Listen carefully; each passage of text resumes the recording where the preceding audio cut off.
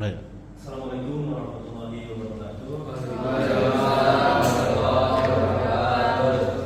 Alhamdulillah di pertemuan kuliah hari ini kita bisa bertatap muka kembali ya, dalam materi hukum pidana ya. Kenapa ada kriminologinya? Saya ingin mengajak rekan-rekan mahasiswa untuk bisa membedakan dan memilah apa itu hukum pidana dan kriminologi. Jadi satu yang berbeda, tapi satu yang ada hubungan sangat erat antara hukum pidana dengan kriminologi. Kalau hukum pidana itu tentang perilaku atau perbuatan pidananya, kalau kriminologi itu tentang orang kenapa melakukan perbuatan kriminal, ada penyebabnya. Orang yang melakukan kriminal itu bisa jadi karena terpaksa, bisa jadi karena kebutuhan atau karena kebiasaan. Faktornya banyak, faktor lingkungan, faktor pribadinya, atau mungkin pernah terjerat atau pernah dilakukan perbuatan pidana terhadap dirinya, sehingga dia menganggap perbuatan pidana itu adalah sesuatu yang biasa. Itu latar belakang kenapa ilmu kriminologi membahas tentang perilaku orang dalam melakukan kejahatan. Itu ya, itu namanya kriminologi. Ada ilmunya, yaitu tentang kriminologi, kan gitu. Makanya ada ahli kriminal, ahli kriminolog, kan gitu ya. Itu membahas tentang kriminal, begitu. Kira-kira seperti itu mudah pembahasan terkait apa itu hukum pidana dan kriminologi. Jelaskan jenis-jenis hukum pidana, kita sedang menguraikan konsep dasar hukum pidana dan kriminologi. Menjelaskan fungsi dan tujuan dan mengatur tentang perbuatan yang dilarang dan diancam dengan sanksi pidana oleh negara. Ciri khas hukum pidana bersifat publik, mengandung sanksi pidana. Jadi ada sanksinya, ada pasalnya, 172, 378 dan seterusnya dan seterusnya. Negara sebagai pelaksana penegakannya. Makanya ada institusi yaitu kepolisian, kejaksaan, dan pengadilan. Polisi yang melakukan lidik dan sidiknya, nanti jaksa yang melakukan rekrut dan rencana tuntutan dan rencana dakwaan. Lalu di depan majelis persidangan diuji benar tidak si tersangka ini melakukan tapi bagaimana kalau menjalankan perbuatan kejahatan itu biar tidak berulang. Ilmunya itu di ilmu kriminologi, kan begitu ya. Kalau tadi ilmu hukum pidana itu bagaimana menghukum perbuatannya, kan begitu ya. Kalau kriminologi itu sebetulnya lebih mempelajari dan mencegah agar perbuatan pidana itu tidak terulang atau tidak terjadi, begitu ya. Jadi jenis hukum pidana, kembali lagi ya, biar bayangannya ya. Hukum pidana material menjelaskan tentang perbuatan pidana dan sanksinya, jatuh dalam KUHP. Hukum pidana material dapat dibagi lagi menjadi hukum pidana umum berlaku untuk semua orang, dan hukum pidana khusus berlaku untuk kelompok orang tertentu atau tindak pidana tertentu. Misalnya terkait dengan limbah, kan gitu ya, misalnya pabrik atau tambang, kan begitu ya, yang menyangkut limbah, merkuri dan lain sebagainya, seperti nyumbon, minahasa, itu kan tidak semua orang bisa melakukan, hanya pabrik yang melakukan produksi di situ dan menyebabkan kimianya mencemarkan lingkungan dan merusak kesehatan masyarakat. Makanya ini namanya tipiter, tindak pidana tertentu. Kan begitu ya. Hukum pidana formil nih, mengatur tata cara penegakan hukum pidana, mulai dari penyelidikan, penyidikan, penuntutan hingga olah TKP. Pelakunya saya dicari. Kan begitu. Itu namanya delik khusus, begitu ya.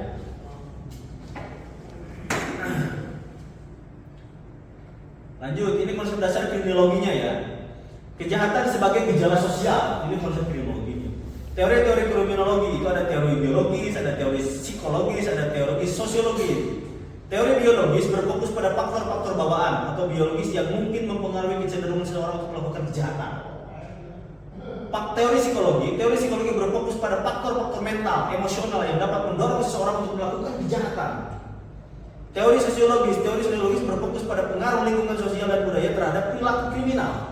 Jadi 4 faktor ini secara biologi itu, kalau kata orang Sunda itu, mun anak orang jahat karena biasa bapaknya jahat, kan kata istilahnya itu buah mual murah, jauh itu pasti murah di bawah pohonnya. Kan gitu kira-kira ya.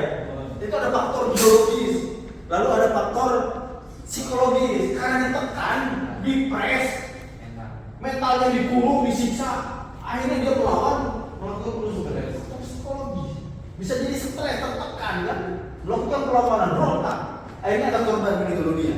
Atau sosiologis karena lingkungannya biasa mencuri, biasa nyolong, akhirnya merasa itu sebagai sebuah kebenaran. Ini makanya diuji dalam materi atau ilmu kriminologi. Lanjut ya. Teori atau tujuan hukum pidana. Nah, ini teori tujuan pidana menjelaskan alasan mengapa seseorang dihukum dalam sistem hukum pidana. Ada 3 teori utama yang sering dibahas. Ada teori absolut, pembalasan, ada teori relatif, ada teori gabungan ya, atau kombinasi. Jadi ketiga teori ini itu biasa berlaku dalam hukum pidana. Fungsi hukum pidana ada untuk melindungi kepentingan hukum masyarakat, mencegah perbuatan kriminal, memberikan efek jerak, menjamin ketertiban dan keamanan. Ini fungsinya ya, fungsi hukum pidana. Fungsi kriminologi menganalisa sebab-sebab kriminal, membantu perumusan kebijakan kriminal, menjadi dasar dalam sistem rehabilitasi pelaku kriminal, mengembangkan strategi pencegahan kejahatan. Ini fungsi kriminologinya ya, berbeda dengan fungsi pidananya. Ini penutup atau refleksi. Hukum pidana dan kriminologi adalah 2 bidang yang saling melengkapi. Pemahaman yang menyeluruh dan membantu menciptakan sistem hukum yang adil dan efektif. Mahasiswa diharapkan mampu menganalisis fenomena hukum dan kejahatan secara ilmiah dan etis. Kita sebagai mahasiswa hukum tentunya harus berpikir etis, bagaimana hukum pidana berlaku di negara kita, bagaimana fungsi-fungsi penegakan hukumnya dari mulai polisi, advokat, jaksa, hakim, sehingga peristiwa pidana itu menjadi terang benderang. Tidak ada yang disembunyikan, tidak ada korban pidana, kan gitu. Tapi semuanya memang atas dasar pelaku kejahatan dan dihukum berdasarkan apa yang dia perbuat.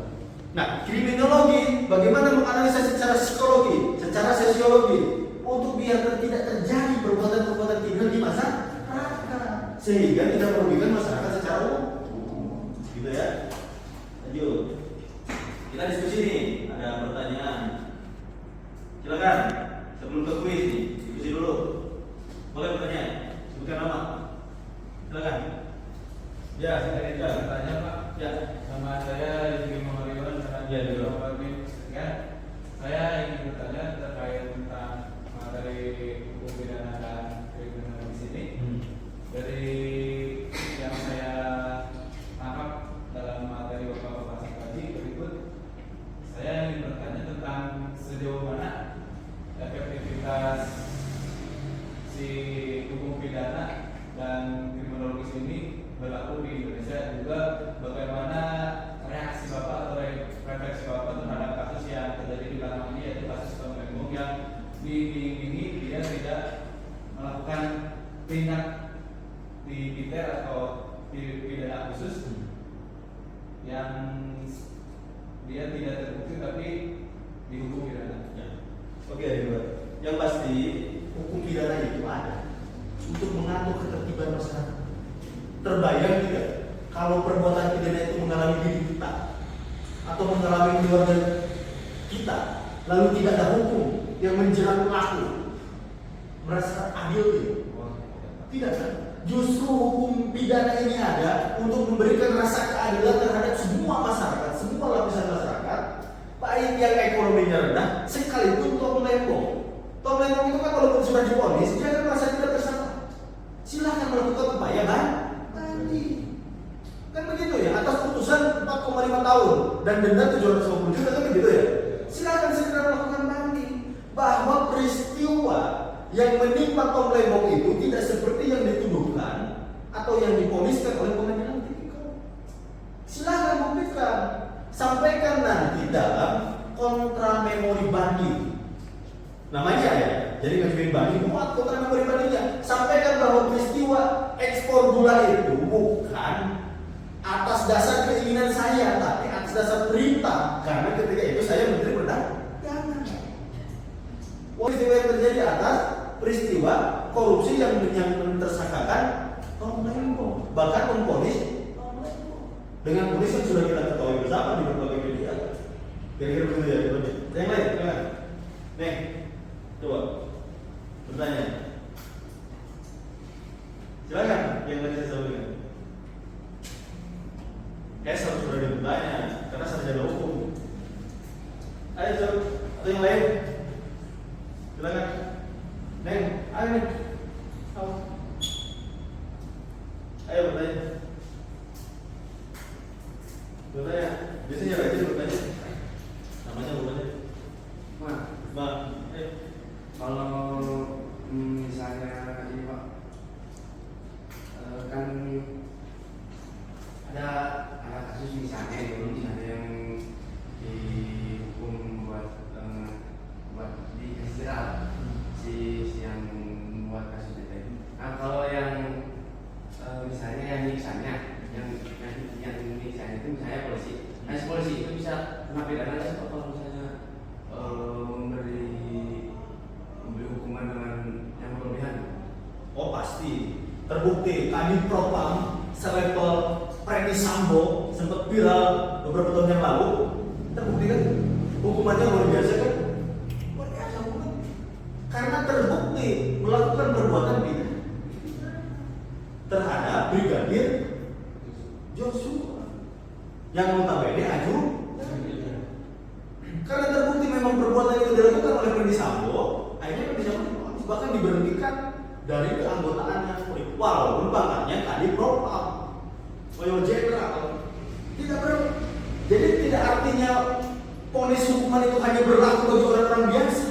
Kalau terbukti bersalah, seperti Teddy Minahasa, bekas Kapolda Jawa Timur, masalah narkoba di Padang, waktu dia menjabat di Padang, sama hukumannya seperti itu. Siapa lagi? Banyak udah menteri, banyak yang kena korupsi, termasuk Tom Lembong kan yang tadi kan. Jadi apalagi misalnya polisi dalam melakukan penyelidikannya, dalam melakukan penyidikannya, melakukan pelanggaran HAM, misalnya siapa namanya? Gimana misalnya? Terbukti misalnya narkoba, kakinya, jempolnya diinjek pakai kursi. Coba kamu, ternyata ada bukti bahwa polisi melakukan BAP-nya kepada Dimas seperti itu melanggar HAM. Bisa dilaporkan kepada Propam, bisa dilaporkan kepada Kompolnas, bisa dilaporkan kepada Komnas HAM, dan dia bisa dipecat dengan tidak hormat PTDH. Kalau memang terbukti. Jadi berlaku untuk siapa? Saya advokat itu punya undang-undang advokat, dilindungi oleh undang-undang advokat. Tapi saya melakukan penipuan terhadap Dimas, walaupun memberikan kuasa ke saya. Misalnya kuasa kontraknya 500 juta untuk nagih uang 500 miliar, mayarnya saya 100 miliar, jadi setor ke Dimas. Tetap penipuan, tetap penggelapan penipuan. Harusnya saya laporan ke Dimas nih, baru bayar 100 miliar. Bukannya dibawa ke saya, dipakai ke saya. Mentang-mentang saya dapat kuasa dari Dimas, tidak boleh. Walaupun undang-undang advokat melindungi saya, tapi kalau misalnya saya melebihi kontrak 500 juta kesepakatan dengan Dimas, sementara uang 100 miliar saya gelapkan, saya pakai, tetap saya kena pidana. Tidak ada yang kebal. Di Amerika coba, presiden melakukan perbuatan pidana, bisa diberhentikan. Ya, tidak berlaku untuk, jadi hukum itu berlaku untuk semua yang melakukan perbuatan pidana. Kriminologi pun bisa saja suatu saat kita terlibat atau bahkan mengetahui tindakan pidana, tapi kita diam saja. Ini juga analisanya ada kriminologi. Karena kita ketika melihat sebuah kejahatan harus ikut terlibat, segera melaporkan kepada kepolisian. Kalau melihat korupsi segera laporan kepada KPK atau kejaksaan. Begitu ya. Agar segera perbuatan kejahatan atau pidana itu bisa segera diungkap atau ditangani oleh lembaga-lembaga terkait. Dalam hal ini kepolisian, KPK, kejaksaan, lembaga-lembaga yang konsen atau misalnya lembaga-lembaga yang masih dalam pidana, sehingga ini bisa dilaporkan segera dan segera ditangani. Itu ya. Cukup ya, lanjut nih untuk kuisnya. Jadi silakan, ini kuis yang disampaikan hari ini, hukum pidana dan kriminologi. Kira-kira seperti itu. Terima kasih atas responnya rekan-rekan mahasiswa hari ini. Saya berdoa mudah-mudahan materi kita hari ini bisa mendapatkan wawasan dan pengetahuan tambahan buat saya ucapkan terima kasih. Walaupun kita